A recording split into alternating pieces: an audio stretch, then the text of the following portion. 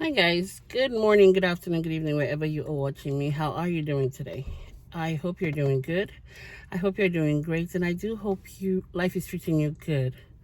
Awesome. Um, I actually wanted to quickly come up here and announce that uh, regarding the tumbler that I'm going to be giving away.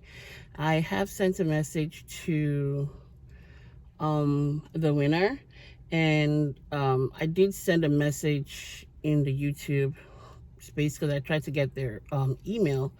I was not able to. So once you get your message, kindly reach out to me. Yeah, so we could discuss on how to get this tumbler to you.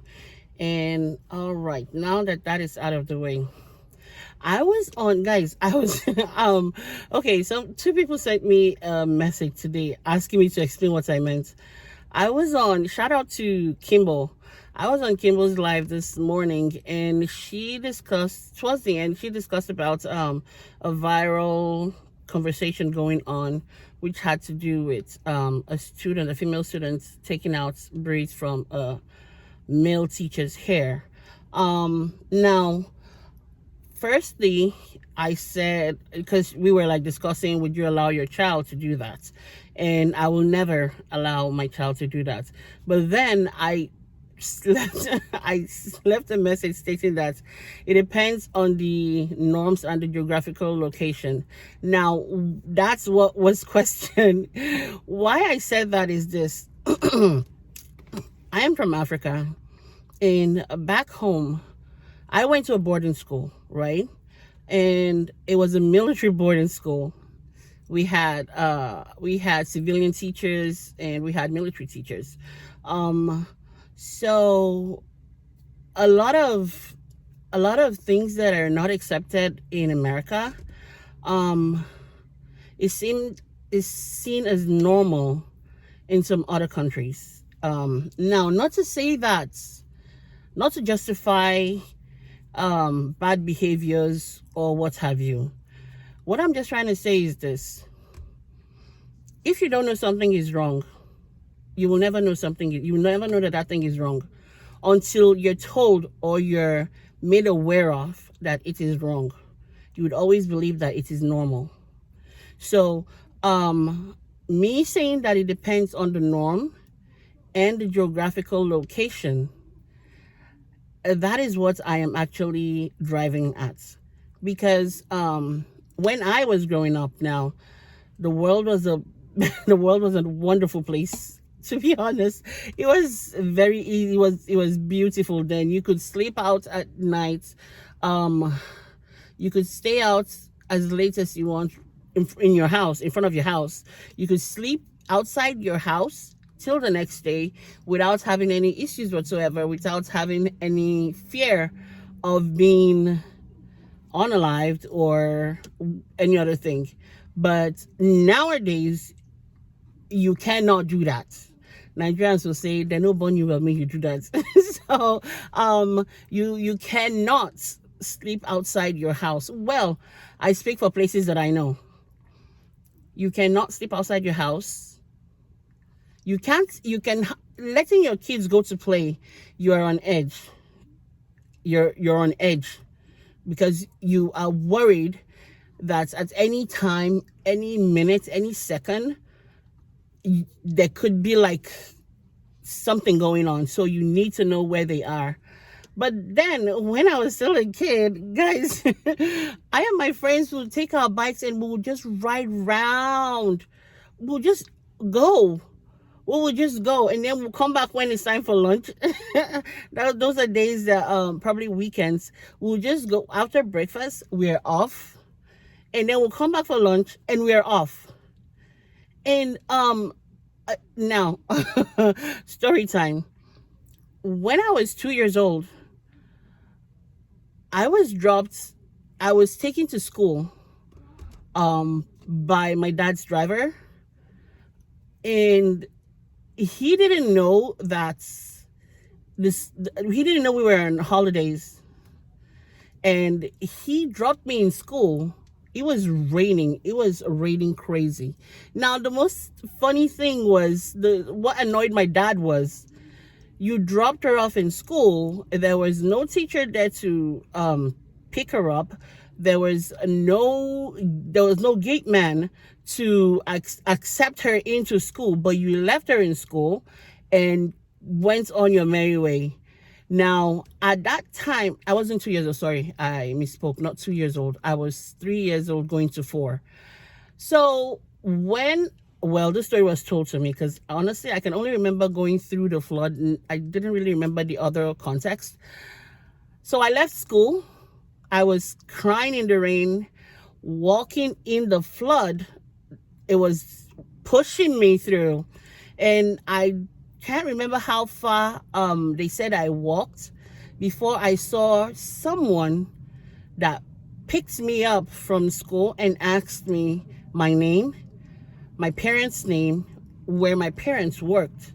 So I was able to, because at that time my dad had traveled, and I was able to tell them where my mom was schooling. And they took me to my mom's school because my mom was doing her master's then. So they took me to my mom's school. And once they got there, they announced, and my mom saw me and she picked me up and all of that razzle dazzle. Why I say this is because at that time, kids could move around. Kids could be kids. You could move around freely without the fear of being picked up by the wrong person, or being unalived, or being essayed, or all of the things that are going on now, right? So it was much better then. And back to the topic. Sorry that I digress. The topic about taking out the hair. When I was in school, during the weekends we go do I forgot what they called it. I think it was like PT or POT or something. We go work in the teacher's home. We cut their grasses. We wash clothes. We bathe some children. We clean their kitchens, their houses. We do the labor, manual labor. We do that, right? And it was seen as the norm. We are being trained, right? So it was we expected it, because every weekend after we did the cleaning for the hostels, we expected that, okay, there are weekends or there are days that we'll go and clean the teacher's home, right? So there are students that were making hairs for daughters of some teachers. So, and it was not frowned upon. It was not looked upon as if it's bad.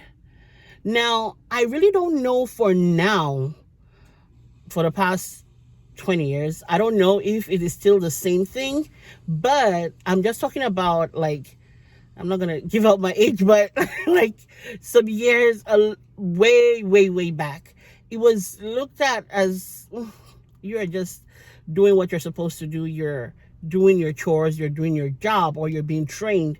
So that's what I meant by it depends on the norms and the geographical location. So like I said, for now, I don't know if it's still like that in boarding house. I will never have my kid go to a boarding house. Yes, and I repeat it, I will never have my kids or someone that I love go to a boarding house. Yeah, never. But back to what I'm saying, it depends on where all of this is coming from. Like, things that are frowned upon in some countries are accepted in other countries. So the story, we didn't have the context of it all, and excuse me, we didn't know where I didn't know where it happened. So that's why I went back and I left that second message. So it's not about me saying that what's the teacher did or what happened was right. I will never allow my child to do that. male or female. I would never. It's no. I don't even want you to be close to I don't even want you to be close to them at all. Once it's way past you saying good morning, good afternoon, good evening, yes, this is my assignment, thank you so much for the grades and all of that.